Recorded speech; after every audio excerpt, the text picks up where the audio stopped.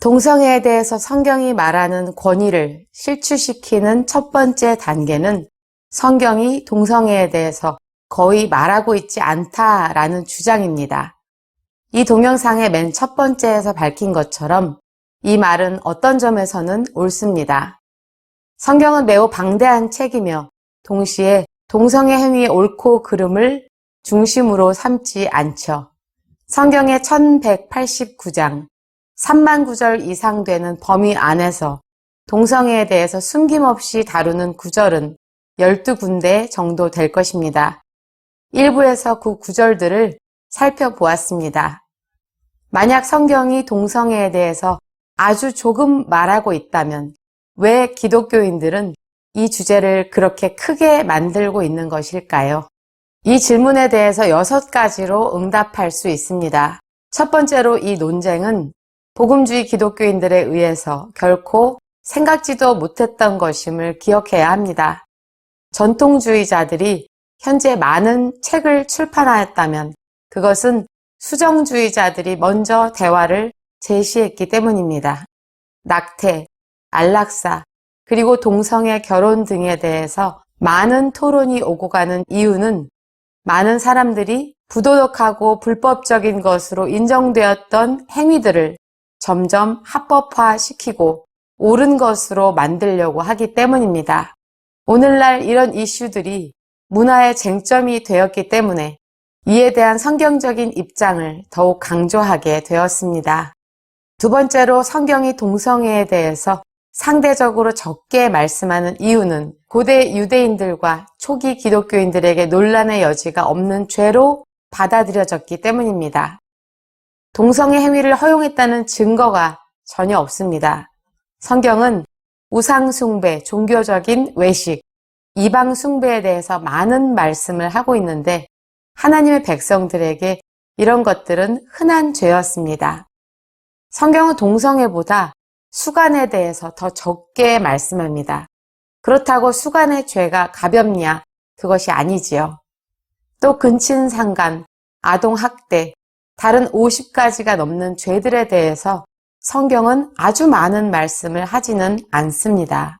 어떤 특별한 주제에 대해서 성경 구절의 숫자가 죄의 진지함을 결정한다고 생각하는 것은 좋은 방법이 아닙니다. 이 모든 것을 고려한다고 해도 성경은 동성애 행위에 대해서 침묵하고 있지 않습니다.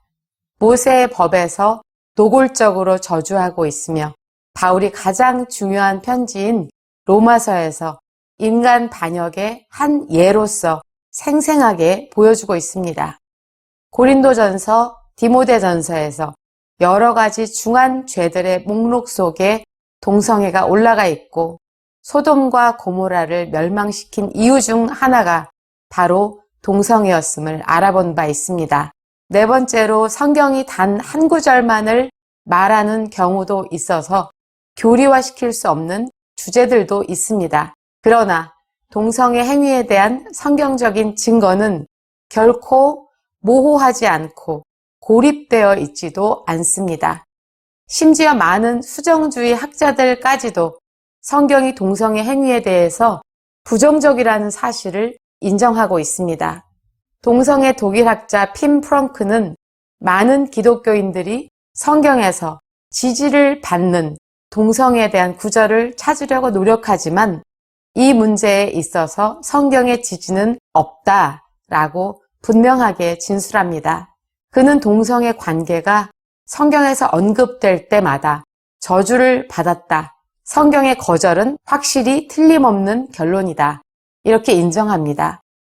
마찬가지로 수정주의 입장에서 논리를 전개하고 있는 댄 어비아도 상대 진영의 교수와 나는 동성애 행위를 특별히 다루는 성경 구절이 저주에 대한 것으로 근본적인 동의를 한다라고 말했습니다.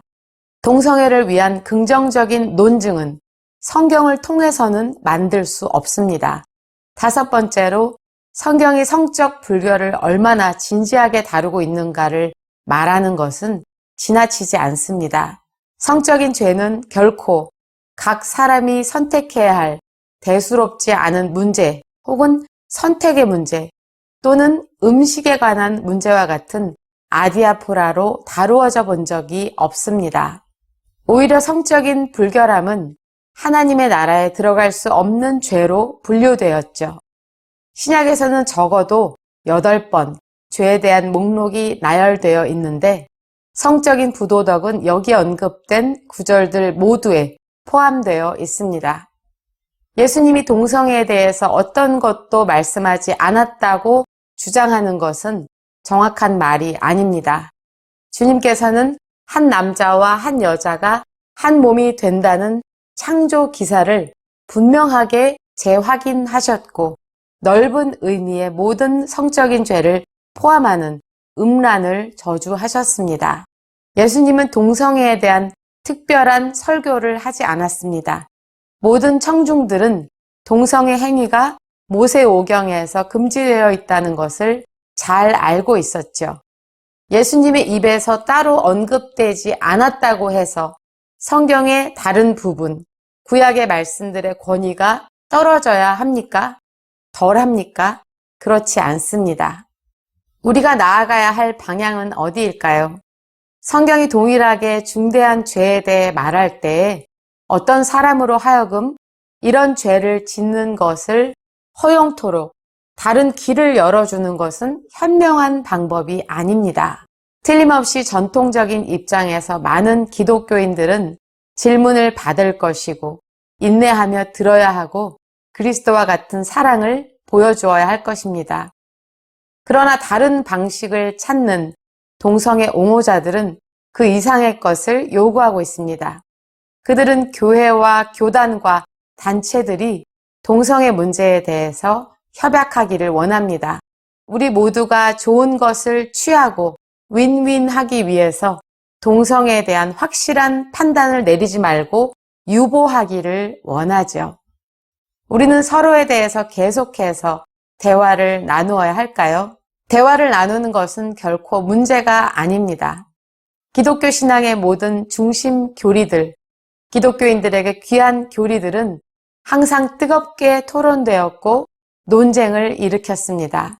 수정주의자들이 원하는 대로 하면 성경이 용납하지 않는 행위들이 용납되는 것으로 다루어질 것입니다. 대화를 통해서 확실한 판단을 유보하자는 것은 얼핏 매우 겸손해 보이고 상대방을 고려하면서 타협하는 것처럼 보이지만 그렇지 않습니다. 하나님의 말씀에 충실함은 우리로 하여금 성적 부도덕을 똑같이 심각하게 바라보게 합니다. 어둠과 빛은 함께 섞일 수 없다.